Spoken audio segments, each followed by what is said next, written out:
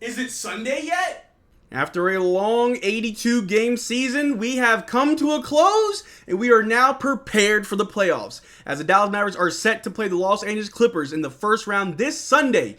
And even though it's only 6 days away, it feels like more than a couple weeks away, as we have to wait 6 long days for any type of basketball. But that's not going to stop us from dropping content. And in today's video, we're going to go over some of the highlights of the season, things to be proud of as Dallas Mavericks fans, as a lot has happened over the season, and we have come a very, very long way. But how's it going, everybody? My name is Marcel Martin. This is Mavs Digest, bringing the latest news on everything Mavericks related. And before we get started with today's video, 60.2% of you guys watching are not subscribed. The number is slowly going down day by day. But if you want to stay up to date on all the video content, the post-game analysis, the live streams, and anything Dallas Mavericks related, make sure you subscribe so you don't miss out on a single thing that we do.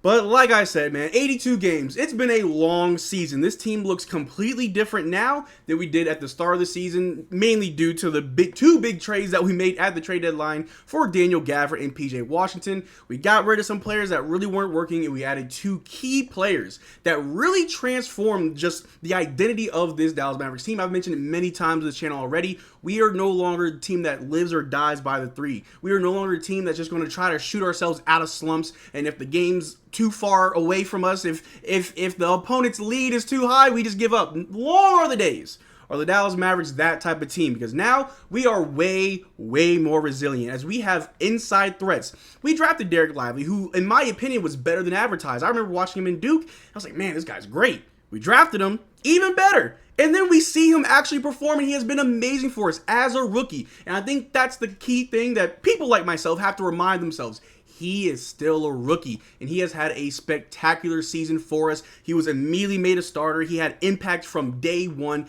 and even though he showed signs of just those rookie mistakes, getting in foul trouble, goaltending, those things will buffer in the next few years as he develops. But already Derrick Lively is a cornerstone piece of this team going forward. I don't think that we'd ever find a better replacement at his age that has that much potential. The man's going far. I mean, unless somehow we get Victor Wembanyama or Chet Holmgren. But I don't even want them. I am happy with Derrick Lively. I'm happy that he fits this team so well, and the team responds in kind. They know that he's a young guy, but they still give him the grace to make those mistakes and learn from him, and they trust him on a nightly basis to be that inside lob threat that we love to see, and as well to play great defense, getting those blocks and rebounds. Derrick Lively has been amazing for us, but also Daniel Gafford, who is like the yin to the yang of Derrick Lively. When both of those guys are healthy and playing, it's like you got one of them on the floor for 48 full minutes. It's like, oh, good, Derrick Lively's off the court. Here comes Daniel Gafford. It's like, it's the same thing. 48 minutes of the same production from 2 different big men is something that I don't remember the last time this Dallas Mavericks team has seen. Obviously, with Tyson Chandler, he was phenomenal for us. He was that big man that took a lot off of Dirk's plate, so he didn't have to be the big man. He could just stick to doing Dirk-type things. But now, Derrick Lively, Daniel Gafford, they're both fairly young. I mean, Derrick Lively's like 20, Daniel Gafford's 25. And they're both the same player, and you could argue one may have a higher ceiling than the other. I don't even care. I'm just glad that we got both of those guys, and that's just helped this team look completely different. And then PJ Washington, who in my opinion is one of our best on-ball defenders. He's up there with Derrick Jones Jr. because we know how Flight 55 gets down with the small guards. Locks him up. So it's good to know that this team, and shout out to Nico Harrison. Before I even get ahead of myself, shout out to Nico Harrison for finding the pieces that this team needs, knowing what we were lacking, finding the holes and finding players to fill those holes. Because our defense is phenomenal. It's one of the best in the league, if not the best in the league right now. And that's definitely going to be very important come playoff time. But those aren't the only few players and the few reasons why this team looks better. The team looks better just because. I mean, you could give a myriad of reasons why this team looks better, but it starts with your leadership. And with Luka Doncic leading the way this season, with the help of Kyrie, who brought in that veteran leadership and that championship pedigree, we are seeing the dividends in real time. We're seeing a whole new Luka where, yes, he does still complain to the refs while everybody runs on defense. That's been my biggest gripe. But he's doing it way less while being more active on defense, and that's in result of that, the other players are playing hard on defense as well. We've seen Derrick Jones Jr. talk about it. We've seen PJ, Daniel Gafford, Dante Exum. These guys see what Luka's doing, and they're following in his footsteps. And as a young leader, those are the qualities that we need from Luka Doncic, because going forward, as long as we want to stay competitive, as long as our window of being competitive is still open, these are the things that we want to see. But before I get too ahead of myself, let's bring on the highlights. Let's talk about what went great this season. And with this right here, most points per game without free throws in 2024. Luka Doncic has the highest point average without free throws with 26.9. And who's that in third? His homeboy Kyrie Irving, 23.5. That is ethical basketball. We call that ethical basketball. Can't call us a free throw merchant if 26 points of Luka's 33, almost 34 a game are without free throws. Not a lot of MVP candidates can say that, I'm just saying. But that's a great thing that Luka Doncic, who is also the first Dallas Maverick to ever win the scoring title. Shout out to the boy Luka for making history yet again, it feels like. But to do it without that many free throws, even take away your free throws, you're still the league's leading scorer. Crazy. And then you got Kyrie Irving. We all know the narrative about Kyrie. Oh, they're not going to play well together. He's going to leave. He's not going to work out. False. Kyrie Irving has come in, played arguably his best basketball in the last few seasons next to Luka Doncic, and neither of them have dropped in production. Luka is playing better this year than last year, and same with Kyrie, and that is incredible. That's just a testament to the chemistry that these guys are building, and the fact that this brotherhood that we have amongst these players, it's real, it's genuine, it ain't fake. It's all real, it's all authentic, and you love to see it. But this right here, the youngest scoring champ in 12 years, Luka Doncic with 33.9 points per game. What more needs to be said? He's our guy. He's our MVP. Doesn't matter what the media wants to say. I don't care what the votes say. To us, he's our MVP. I know that we don't really care about that right now because we're too focused on the playoffs and for the finals, but in our hearts, we know Luka Doncic, he's our MVP, putting up crazy numbers. The youngest to ever win the scoring title and the first Dallas Mavericks to ever do it. His resume grows every day, it seems like. The man just walks into a game or just walks into his off day and just like, hey, I'm going to just break a record. Well, what record did you break? I'm the youngest to ever win a scoring title. Luka Doncic, ladies and gentlemen, what more needs to be said? But he's not the only one who has had an amazing season. Well, just talk more about Luka Doncic's amazing season. Didn't want to forget this. Luka Doncic this season on defense. Top 10 in one-on-one isolation defense, allowing just .76 PPP. I want to say that's points per possession. Top 10 spot-up defense. Post defense in the 90th percentile. 7th in steals. Top 4% in deflections. First in loose balls recovered per game. And leads all non-centers with 9.8 rebounds per game. Say what you want. You can say Luka's a ball hog. You can say that he doesn't play defense. You can say that he doesn't know how to win. The numbers say otherwise. Yes, we know the type of crazy scoring phenom that Luka Doncic is. I just talked about how he's the youngest to ever win the scoring title. But then again, let's look at the defense. He's up there. What more does Luka Doncic have to do? But regardless of all of that, it's great to see the growth. It's great to see that Luka Doncic still has another level that he can reach, because sometimes it feels like he's kind of hit it. I mean, he's great. He's phenomenal. What more can Luka Doncic do? What more can he do to his own game to perfect it and take it to another level? And he did that this year, especially on the defensive end. Shout out to the man, Luka, just getting it done on both ends of the court. But also, this right here, Kyrie Irving, the man that we brought in last year at the trade deadline. People thought we were fools. They thought we didn't know what we were doing. Called him problematic. Well, Kyrie Irving this season, in 58 games, 25 points per game, 5 rebounds, 5 assists, and he almost hit the 50-40-90 with 49.7% from the field goal, 41% from 3, and 90% from the free throw line. Kyrie has been phenomenal for this team. I said it earlier, Kyrie Irving is third in points per game when you take away the free throws. He's also a very ethical basketball player. Hardly ever gets to whistle his way, and he still finds ways to score.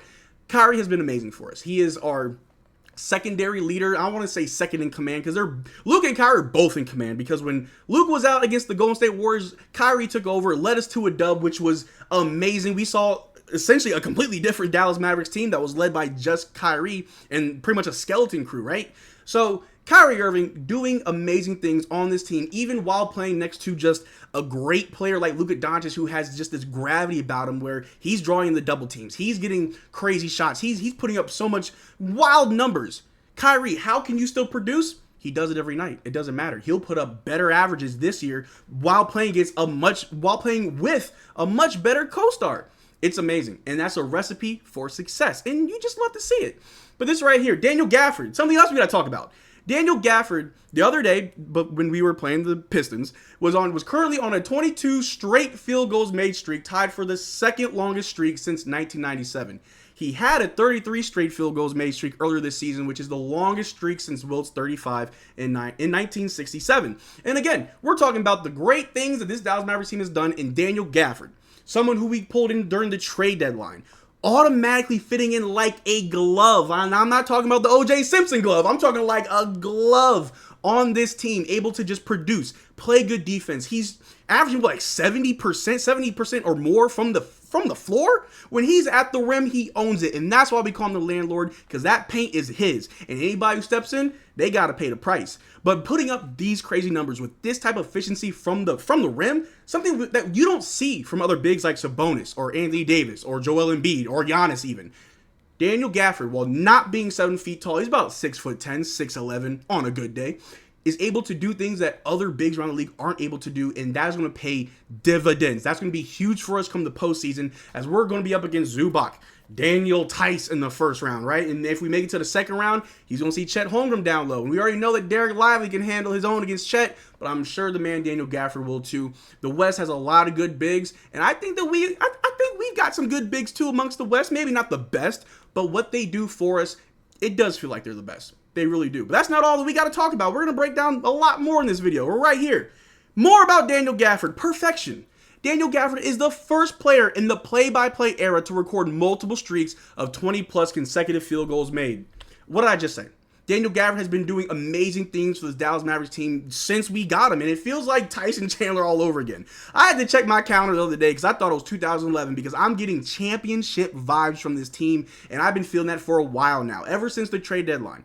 And it seems like that was just a magical moment for us, not just because we got rid of players and then we got PJ and Daniel Gafford, but it seems like not only did we change our roster, we changed our mindset. We wanted to win more than anything. That drive, I feel like, just from observing the games, it feels like I'm watching this team really fight for wins, not just fighting to win the game. They're trying to fight to win it all.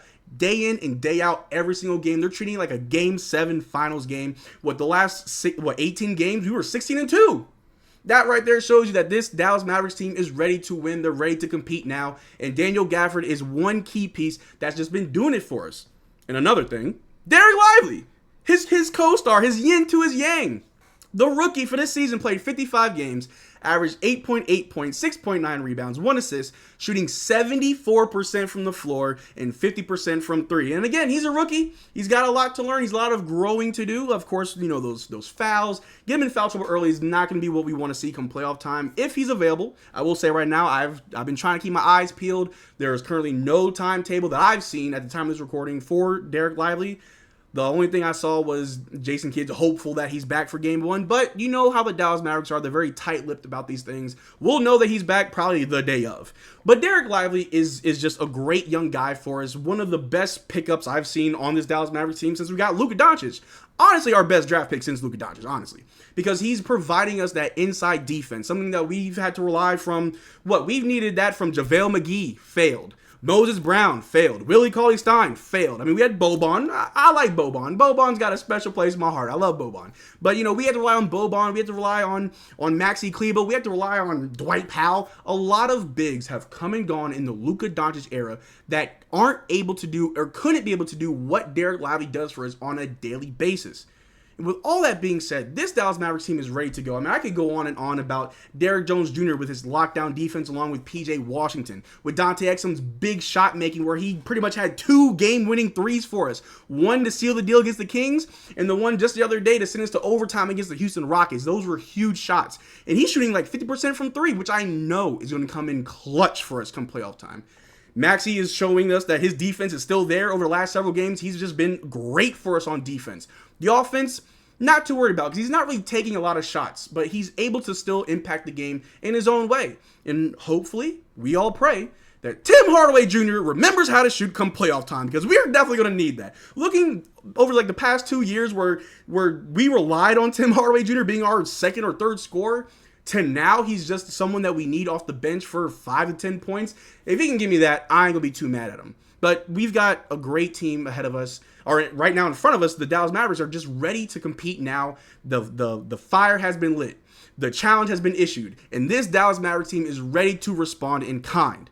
But we're going to be here every step of the way, going live for every playoff game. We're going to be dropping videos every single day. The content will not stop. So make sure you subscribe. I appreciate you guys making this far into the video. Check out our Twitter and Discord, links in the description below.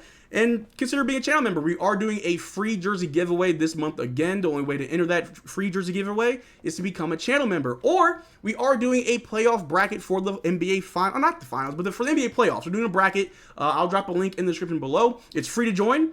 Cost you nothing, and you could win a free jersey if you win the first place prize. So more reason why to hang out with us on this channel and partake in our little giveaways. But until next time, y'all take care. Peace.